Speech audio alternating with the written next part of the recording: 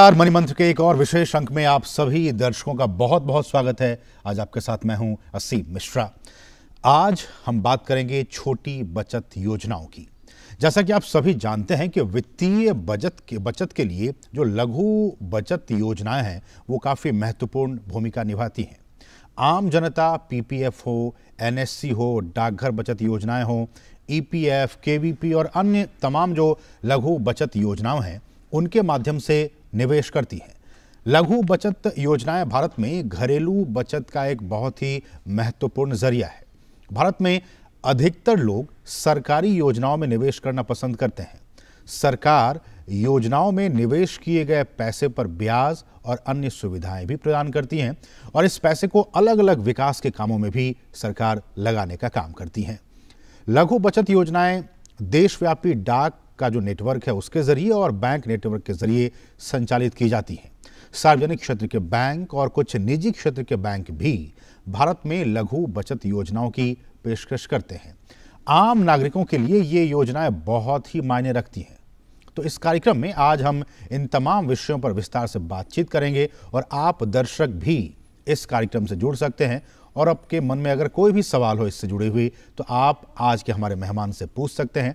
और इस वक्त हमारे साथ बहुत ही खास मेहमान भी इस कार्यक्रम में जुड़ गए हैं। हमारे साथ हैं वैल्यू रिसर्च के सीईओ धीरेन्द्र कुमार। धीरेन्द्र जी, बहुत बहुत स्वागत है इस मनी मंत्रा के कार्यक्रम में। और सर, आपका तो लगाव कई सालों से रहा है इस कार्यक्रम से और इस विषय पर बहुत सारी बातें पहले भी हो चुकी हैं। लेकिन धीरेन्द्र जी, आज हम बात कर रहे हैं जो लघु बचत योजनाएं हैं उनकी। और अभी हमने देखा है कुछ सरकार की तरफ से कुछ बातें आई, फिर उनको विड्रॉ किया गया और कहा गया कि नहीं, पहले के रेट्स पे ही ये चलती रहेंगी।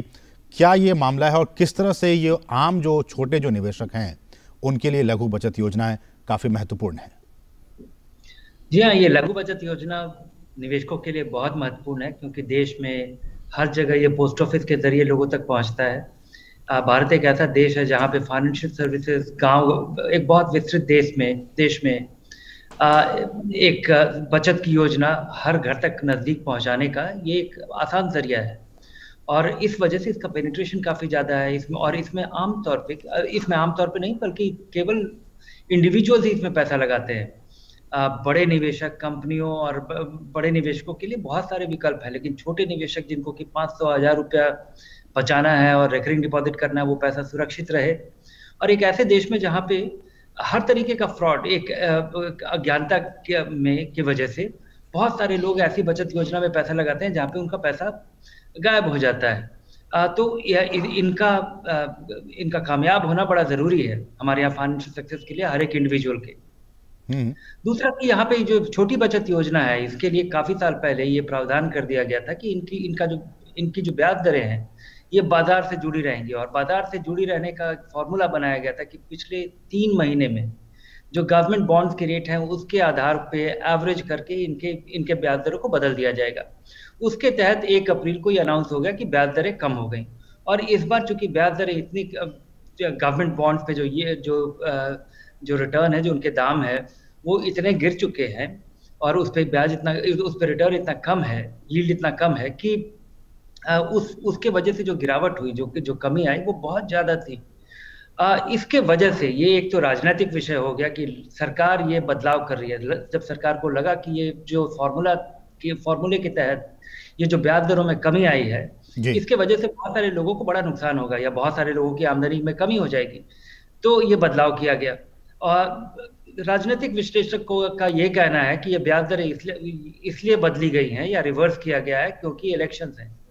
और आर्थिक विश्लेषकों का ये कहना है कि ये जो फॉर्मूला जो ब्याज दरों को बाजार से जोड़ा गया था ये करना हमारे लिए आर्थिक तौर पे ये अच्छा नहीं है, ये एक मार्केट लिंकिंग का डिसरप्शन है। और मुझे लगता है कि सच इन दोनों के बीच में है। हमें नहीं भूलना चाहिए कि ये जो छोटी बचत योजनाएं हैं इसमें अधिकतर आम लोग लगाते हैं और खासकर सीनियर सिटीजन। और यहाँ पे जिस तरह की ब्याज दरों में कमी हुई है, अगर आप देखें कि सीनियर सिटीजन सेविंग स्कीम्स 6.4% का रिटर्न घट करके हो गया था 7.5% से। इस रिटर्न में जो बदलाव है ये देखने में लगेगा कि 1% से कम रिटर्न है, लेकिन अगर कोई व्यक्ति इससे आमदनी पे निर्भर करता था तो उसकी आमदनी करीब 14.7%, करीब करीब 15% घट जाएगी। अब सोचिए कि ऐसी स्थिति में एक व्यक्ति जो कि वृद्ध हो चुका है, 60 साल की उम्र पार कर चुका है, उसकी ले दे के जमा पूंजी ये है, और इस आमदनी पे वो निर्भर करता है, और उसकी आमदनी अगर 15% कम हो जाए तो उसके लिए ये स्थिति बहुत ही गंभीर हो जाएगी। बिल्कुल। और ये सारे लोग जो राजनीतिक विश्लेषक और आर्थिक विश्लेषक जो कह रहे हैं, उनके सेहत पे कोई फर्क नहीं पड़ता जब ब्याज दरों में कमी आती है, क्योंकि वो उस पर निर्भर नहीं करते हैं। ये कम उम्र के लोगों पे भी निर्भर नहीं को भी फर्क नहीं पड़ता है, क्योंकि वो उन लोगों को फायदा होता है जब ब्याज दरें कम हो रही हैं। अधिकतर कम उम्र के लोग मकान खरीद रहे हैं, और उनको मकान का जो लोन है वो 6.7% पे मिल रहा है। आपने देखा होगा कि स्टेट बैंक का होम लोन हर जगह होर्डिंग पे ये रेट लगा हुआ है। अगर जो लोग अभी अपना एसेट क्रिएट कर रहे हैं और पैसा उधार ले रहे हैं, उनके लिए कम ब्याज दर अच्छा होगा, इकोनॉमी के लिए भी शायद अच्छा होगा। लेकिन उन लोगों का क्या होगा जिनके पास कोई विकल्प नहीं है और सारी जिंदगी भर की जमा पूंजी, उससे मिलने वाली आमदनी पे वो निर्भर करते हैं। ठीक है, चूंकि इस कार्यक्रम में धीरेन्द्र जी हम दर्शकों के सवाल भी लेते हैं, हमारे साथ एक दर्शक इस वक्त जुड़ गए हैं, केडी शर्मा जी हैं, जो कि गाजियाबाद से इस वक्त फोन लाइन पर मौजूद हैं। शर्मा जी, स्वागत है आपका इस कार्यक्रम में, आप अपना सवाल पूछ सकते हैं। हेलो जी, आप अपना सवाल पूछिए। नमस्कार सर। नमस्कार। सर, मैंने एक एफडी के अगेंस्ट लोन लिया हुआ है 2020 में जी। तो मैं ये पूछ रहा हूँ, उस पर जो दर लागू होंगी वो पिछली होंगी या अब जो चल रही है वो लागू होंगी, जिससे मेरा वो जो मेरी इंटरेस्ट काटेंगे उससे? धीरेन्द्र जी, मैं इनका सवाल बारीकी से नहीं समझ पाया, आप जरा मुझे एक्सप्लेन करेंगे एक बार फिर से? शर्मा जी, एक बार फिर से अपना सवाल को ठीक से पूछें। सर, मैंने एफडी के अगेंस्ट एक लोन लिया हुआ बैंक से। एफडी के अगेंस्ट आपने लोन ले रखा है? हाँ जी। ओके। तो एफडी के अगेंस्ट जो लोन है उस पे जो आपको ब्याज लगता है, वो जो आपको एफडी पे जो आपको रेट मिल रहा है उससे थोड़ा ज्यादा होता है, और आप अपने बैंक और वो जो आपका ये लोन है ये आपको जो एफडी से मिलने वाला रेट है उससे थोड़ा ज्यादा होगा, और अपने बैंक से तुरंत संपर्क करें कि ये कितना ज्यादा है उससे। तो सर, ये मुझे पुराने इंटरेस्ट पे लगेगा, जो नए लगेंगे उस पर लागू होगा? नहीं, इसका आम तौर पे ये, हालांकि ये नियम बैंक पे आधारित है, लेकिन आम तौर पे ऐसा होता है कि आपको जो ब्याज मिल रहा है अपने फिक्स डिपॉजिट पे, उससे थोड़ा ज्यादा होगा, और क्योंकि आप फिक्स डिपॉजिट पे मिलने वाला ब्याज आपका बढ़ नहीं रहा है। Thank you. Okay sir.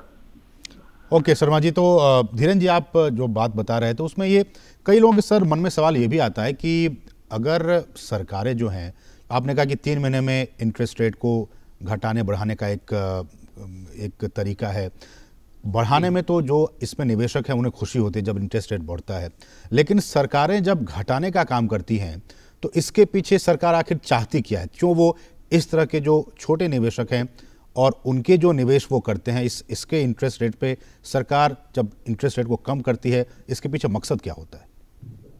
नहीं, सरकार तो ये बाजार से ब्याज दरों का जुड़ाव ये एक आर्थिक गोल के तौर पे देखा जाता है कि ये बड़ा जरूरी गोल है, ताकि हमारे आर्थिक कॉन्टेक्स्ट में हमारा जो हमारी जो अर्थव्यवस्था है उसमें फ्लेक्सिबिलिटी रहे। इंटरेस्ट रेट में उतार चढ़ाव इकोनॉमिक साइकिल पे आधारित होना चाहिए। आपको ब्याज दरें कम, अगर पैसा एक कमोडिटी है और अगर पैसा बहुत ज्यादा हो तो ब्याज दरें कम होनी चाहिए, पैसा अगर कम है तो ये ब्याज दरें बढ़नी चाहिए, और इसकी वजह से बिजनेसेस में फ्लेक्सिबिलिटी आती है। लेकिन इसका एक दूसरा पक्ष भी है कि सरकारों को बड़ा फायदा होता है, क्योंकि अगर बाजार में देखें कि सबसे बड़ा उधार लेने वाला एंटिटी कौन है? सरकार है। और ये सारा पैसा जो हम दे रहे हैं स्मॉल सेविंग्स में, जो गवर्नमेंट बॉन्ड से जो पैसा इशू किया जाता है, आरबीआई का एक रेजिंग प्रोग्राम होता है, उसके तहत अगर देखें तो भारत सरकार सबसे बड़ी बोरोअर है हमारी इकोनॉमी की, और सबसे बड़ी बोरोअर ही नहीं, सबसे बड़ा बोरोइंग आउटस्टैंडिंग है।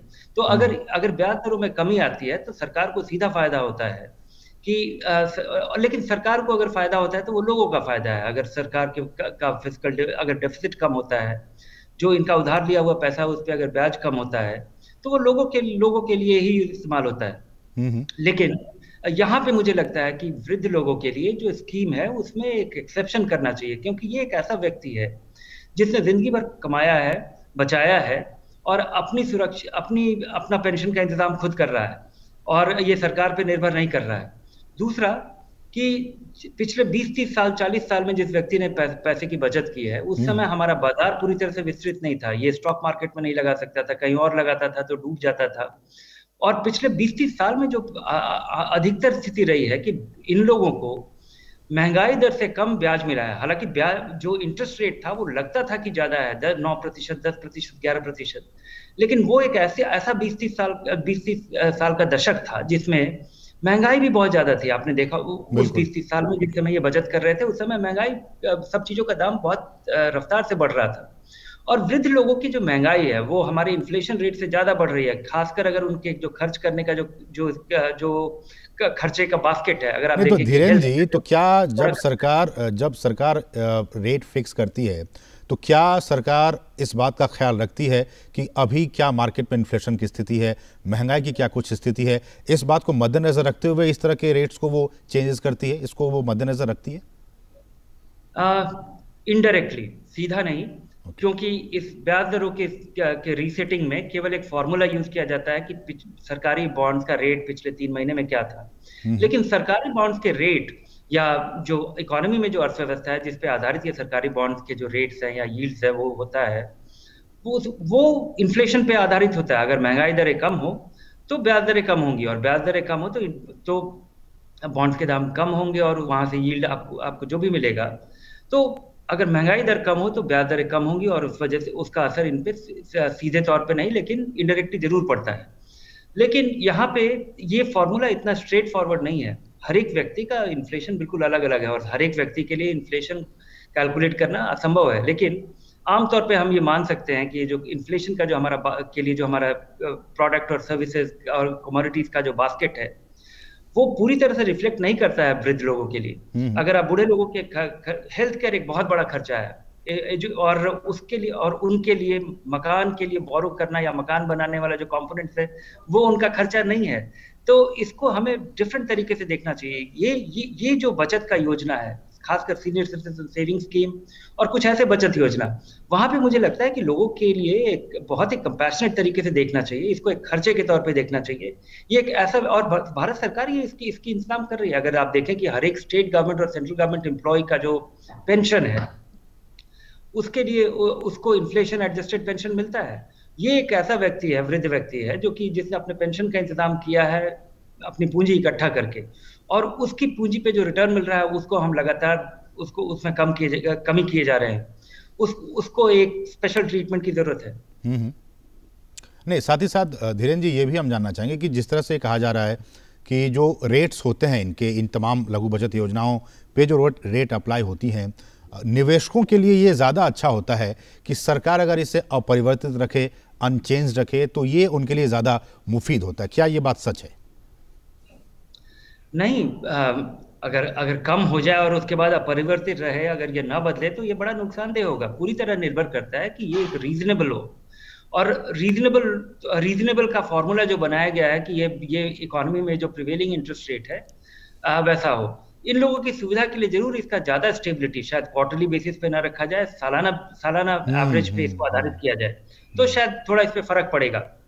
और अगर इस अवधि को बढ़ाया जाए तो शायद निवेशकों को थोड़ा फायदा होगा या ब्याज दरें थोड़ी बढ़ेंगी। लेकिन ये अपने आप में सोल्यूशन नहीं है। ये अपने आप में सोल्यूशन, और इसके लिए सरकार को एक्सेप्शन करना चाहिए। सारी बचत योजनाओं में भले ही ना करें, पर वो पर्टिकुलर योजना जिसमें कि वृद्ध लोगों के लिए वो कॉन्फ़िगर्ड है, एक तो उसमें लगाने वाली रकम पे भी पाबंदी है। आप उसमें 15 लाख रुपए से ज्यादा नहीं लगा सकते, जिससे मिलने वाली आमदनी बहुत कम है। और वो भी अगर कम हो जाती है, वो भी अगर हम ये तो मैं अभी जो बता रहा हूँ कि जो बदलाव हुआ था उसकी वजह से केवल 15% कम हो रहा था। अगर पिछले 4-5 साल में हम ब्याज दरों का असर देखें तो वृद्ध लोगों की आमदनी, जो कि अपने निवेश पे निर्भर करते हैं आमदनी के लिए, उनकी आमदनी करीब 35 से 40% कम हो गई है। नहीं उसमें, लेकिन धीरेन्द्र जी एक कहीं ना कहीं एक क्वेश्चन मार्क तो गवर्नमेंट के माइंड में भी तो ये होता होगा कि हम एक तय जो लिमिट है, तय सीमा, उससे हम ज़्यादा बढ़ा नहीं सकते हैं या उससे हम घटा नहीं सकते हैं, या ये कोई स्थिति होती है क्या सरकार के पास कि वो एक पर्टिकुलर लिमिट या जो इंटरेस्ट रेट है उससे ज़्यादा वो खासकर इस तरह की स्कीम्स में वो नहीं दे सकती है सरकार? जी हाँ, अभी जो नियम बना हुआ है उसके तहत तो ये बिल्कुल नियम है, और इसमें केवल एक स्कीम है जिसको इसमें थोड़ा वेरिएबिलिटी दिखता है। पब्लिक प्रोविडेंट फंड का ब्याज दर थोड़ा ज्यादा है। सुकन्या समृद्धि योजना जो कि नई स्कीम है और खासकर लड़कियों के लिए ये बचत योजना है जो कि उनके पेरेंट्स करते हैं, वहां पे ब्याज दरें थोड़ी ज्यादा है और नई योजना इसको प्रोत्साहन देने के लिए रखा गया है। लेकिन ये सरकार की प्रायोरिटी है और सरकार ये जो प्रायोरिटी है ये सरकार निर्धारित कर सकती है कि इन लोगों को हमें सुविधा देनी चाहिए, इन लोगों को आमतौर पे जैसे हम ट्रीट करते हैं वैसे करना चाहिए। और ये एक्सेप्शन किया गया था और हमेशा सीनियर सिटीजन सेविंग स्कीम में भी इसका प्रावधान था। मुझे लगता है कि ये 15 लाख रुपए का सीलिंग ये पिछले 15 साल से जब से स्कीम लॉन्च हुआ है ये कभी बढ़ा ही नहीं, एक बार बढ़ा है। और तो इस रकम को बढ़ाना चाहिए। इस व्यक्ति को हमें दूसरे तरीके से देखना चाहिए जो कि सरकार से पैसे नहीं मांग रहा है, ये सरकार से सब्सिडी नहीं मांग रहा है, ये अपने बचत पे एक रीजनेबल रिटर्न मांग रहा है या उम्मीद कर रहा है जिससे कि वो अपने पांव पे ही खड़ा रहे। हम उसको अपने पांव पे खड़ा रहने में उसकी मदद नहीं कर रहे हैं, हमें उसको केवल थोड़ी मदद करने की जरूरत है। एक टूल भी तो कहीं ना कहीं सरकार के पास है। ये इस तरह की योजनाओं के जरिए अगर सरकार मान लिया जाए कि कल के डेट में सुकन्या समृद्धि योजना है, उसमें अगर वो इंटरेस्ट रेट थोड़ा बढ़ा देती है बाकी योजनाओं के जरिए, तो सरकार के पास एक टूल है कि एक तो वो पैसे भी निवेश इसमें करवा सकती है, दूसरी बात एक संदेश भी देने की कोशिश करेगी सरकार समाज को कि देखिए हम महिलाओं के लिए, बच्चों के लिए हम प्रतिबद्ध हैं कि वो उनका विकास हो और भारत जो है कम से कम इस लिहाज से काफ़ी आगे बढ़े कि यहाँ पे महिलाओं के साथ अच्छा सलूक किया जाता है, व्यवहार किया जाता है। हम उन्हें ये एक टूल दे रहे हैं ताकि वो यहाँ पैसा इन्वेस्ट करें, उन्हें हम अच्छा खासा अमाउंट देंगे। एक संदेश देने की भी कोशिश की जाती है सरकार की तरफ से। जी हाँ, ये छोटी बचत योजना केवल संदेश के लिए ही नहीं, ये बहुत ही इफेक्टिव टूल है। इसमें लोग इन्वेस्ट करते हैं, यहाँ पे लोगों को आश्वासन होता है कि ये पूरी तरह से आपका पैसा सुरक्षित है, कभी आपका पैसा डूबेगा नहीं। सुकन्या समृद्धि योजना में अभी भी सारी बचत योजनाओं की तुलना में करीब 0.5% से थोड़ा ज्यादा 0.6% रिटर्न ज्यादा है और इसके पीछे आधार यही था। और इसमें लगाया जाने वाला पैसा, उस पर आपको ATC की छूट भी मिलती है सुकन्या समृद्धि योजना, पब्लिक प्रोविडेंट फंड और सीनियर सिटीजन सेविंग स्कीम में। तो ये प्रोत्साहन देने के लिए नहीं, ये बहुत ही इफेक्टिव है क्योंकि इसमें आप जो पैसा लगाते हैं वो सुरक्षित है, डिसेंट रिटर्न मिलता है, टैक्स की छूट मिलती है और इसका विस्तार इतना ज्यादा है और आप इसमें आश्वस्त होते हैं कि कोई आपको कोई उटपटांग चीज ना बेच रहा हो जिसमें आपके पैसे के कम होने की या डूबने की संभावना हो। तो अधिकतर भारत में अगर आज बहुत सारे लोग बचत करते हैं तो उसका श्रेय इन लोगों को जाता है, इस स्कीम को जाता है। ये नेशनल सेविंग्स ऑर्गेनाइजेशन जो पहले थी, जब अब नेशनल सेविंग्स इंस्टीट्यूट हो गई है, उनकी बचत योजना पे और इसका जो विस्तार है इसका हमें फायदा उठाना चाहिए, सरकार को फायदा उठाना चाहिए। भारत में अधिकतर लोग बचत करते हैं और उसका श्रेय इन योजनाओं को ही देना चाहिए। एक और सवाल धीरेन्द्र जी कि बहुत से लोग ये भी कहते हैं कि देखिए जब जो सरकारी बैंक्स हैं वो कहते हैं या फिर उनके जो लोग हैं वो कहते हैं कि आप हमारे बैंक में के थ्रू म्यूचुअल फंड कीजिए और तमाम जो शेयर मार्केट में है वो पैसा लगाइए। दूसरी तरफ वही बैंक कह रहे हैं कि आप हमारे पास आइए और इस तरह की जो लघु बचत योजनाएं हैं उसमें आप पैसे लगाइए। ये जो दो तरह की बातें हैं, क्या कस्टमर के लेवल पे ये समझना आसान है या फिर मुश्किल है कि कहाँ हम पैसे लगाएं? एक तरफ तो आप कह रहे हैं कि शेयर मार्केट में पैसे लगाइए, वहाँ आपको अच्छा रिटर्न मिलेगा, दूसरी तरफ आप ये भी लघु बचत योजनाओं की भी बात कर रहे हैं। कैसे एक निवेशक दोनों के बीच में बैलेंस बनाकर आगे बढ़े? नहीं, मुझे लगता है निवेशकों के लिए रोड मैप बड़ा सिंपल है। अगर आप निवेश से आमदनी चाहते हैं और बिल्कुल सुरक्षित आमदनी चाहते हैं तो आपके पास पोस्ट ऑफिस का मंथली इनकम स्कीम और सीनियर सिटीजन सेविंग स्कीम, ये दोनों भारत में सबसे सुरक्षित और अच्छा रिटर्न देने वाले विकल्प हैं। अगर आपके पास लंबे समय का पैसा है, आप एक ऐसे उम्र में है जहां पे आपको आमदनी की जरूरत 10-15 साल के बाद पड़ेगी, आपको 5 साल के बाद पड़ेगी, 20 साल के बाद पड़ेगी और डिस्क्रिशनरी अगर आपको आमदनी की जरूरत अपने निवेश से पड़ेगी, लेकिन उस पर आप पूरी तरह आधारित नहीं होंगे, आपको एक पेंशन मिलेगा जो कि काफी नहीं होगी, थोड़ा आपको एक्स्ट्रा आमदनी की सप्लीमेंट्री इनकम की जरूरत पड़ेगी। वैसे लोगों को जरूर स्टॉक मार्केट में पैसा लगाना चाहिए, वैसे लोगों को जरूर स्टॉक मार्केट में सावधानी से लगाना चाहिए, धीरे धीरे लगाना चाहिए, एक प्लान के तहत लगाना चाहिए और वहां पे उन लोगों को बेहतर रिटर्न मिलेगा। लेकिन भारत जैसे विस्तृत देश में हर एक व्यक्ति के लिए स्टॉक मार्केट में म्यूचुअल फंड के जरिए भी लगाना संभव नहीं होता है। और आमतौर पे जब आप लगाने जाते हैं तो यहाँ पे जिस तरह का डिस्ट्रीब्यूशन है, जिस तरह से मार्केटिंग की जाती है, वहाँ पे आप खरीदने चलते हैं कुछ, सोच होती है कुछ, और आपको बेच दिया जाता है कुछ। और ये जो बेचने वाले लोग हैं वो अपने आप को एक्सपर्ट या मार्केटियर्स या वो सेल्समैन होते हैं, और वो चीज बेचते हैं जिसमें उन्हें सबसे ज्यादा फायदा होता है, जिसका कि सीधा नुकसान इन लोगों को होता है, जिस वजह से फाइनेंशियल सिस्टम में लोगों का विश्वास बड़ा कम है। और इस वजह से ये छोटी बचत योजना वो एक बहुत सब्सटैंशियल, खासकर शुरुआती निवेश की जो जरूरत है उसको पूरी तरह फुलफिल करती है। और ये लोगों का एक सेविंग्स और बचत और आमदनी गारंटेड इनकम वाली एलोकेशन के लिए ये एक उनका फाउंडेशन होना चाहिए। और उसके बाद आप जरूर स्टॉक मार्केट में लगाएं, म्यूचुअल फंड के जरिए लगाएं, अपनी जानकारी के आधार पे लगाएं, मेथोडिकली निकालें। मुझे लगता है कि स्टॉक मार्केट में लगाया हुआ पैसा आपको बेहतर रिटर्न दे पाएगा इससे, इन बचत योजनाओं से। लेकिन लंबे समय में 1 साल 2 साल और उस पे आप आमदनी के लिए आप बिल्कुल निर्भर नहीं कर सकते। तो अपने जरूरत के हिसाब से और समय के हिसाब से ही आपको निवेश का चुनाव करना चाहिए। जो आंकड़े आए हैं धीरेन्द्र सर, वो उसमें है कि जो पश्चिम बंगाल है वो तमाम जो भारत में राज्य हैं वो सबसे ऊपर है, लघु बचत योजनाओं में वो सबसे ज़्यादा निवेश करने वाला राज्य है। माफ़ कीजिएगा, बंगाल है, और दूसरे नंबर पर जो है वो यूपी है। मैं ये जानना चाह रहा था कि जैसे कि जो उत्तर प्रदेश है उसमें 69,660.70 करोड़ रुपए के योगदान के साथ वो दूसरे पायदान पर है और पश्चिम बंगाल पहले पायदान पर है। मेरा सवाल ये है कि इन फिगर्स के ज़रिए, इन आंकड़ों के ज़रिए क्या हम किसी राज्य के वहाँ के जो आम लोग हैं उनकी स्थिति को हम समझ सकते हैं, जान सकते हैं क्या उनकी वित्तीय स्थिति को? क्यों ये फिगर्स मायने होते हैं?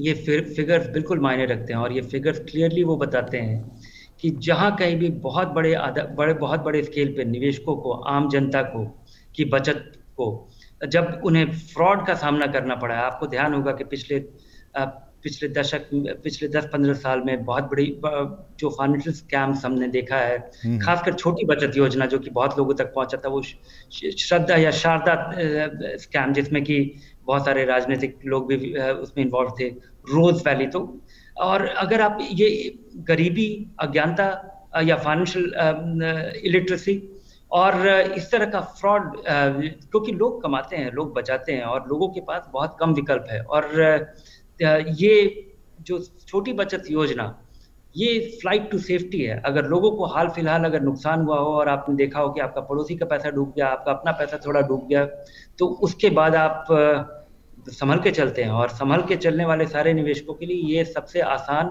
और आसानी से उपलब्ध विकल्प है।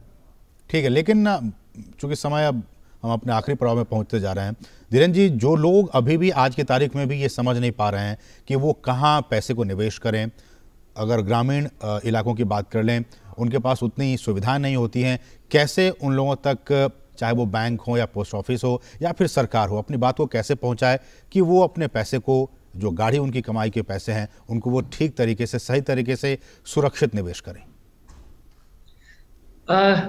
अपने सरकार तक ये खबर कैसे पहुंचाए ये तो मुझे पता नहीं, लेकिन ये जरूर है कि आप, ये विकल्प अभी भी काफी क्रेडिबल विकल्प है, ये काफी मीनिंगफुल विकल्प है। यहाँ पे आपको पैसा बचाना चाहिए, यहाँ पे आप, और अगर आप, ये जो कम रिटर्न मिल रहा है इसके बावजूद रिटर्न मिलना जरूरी है, आपका बचत करना जरूरी है।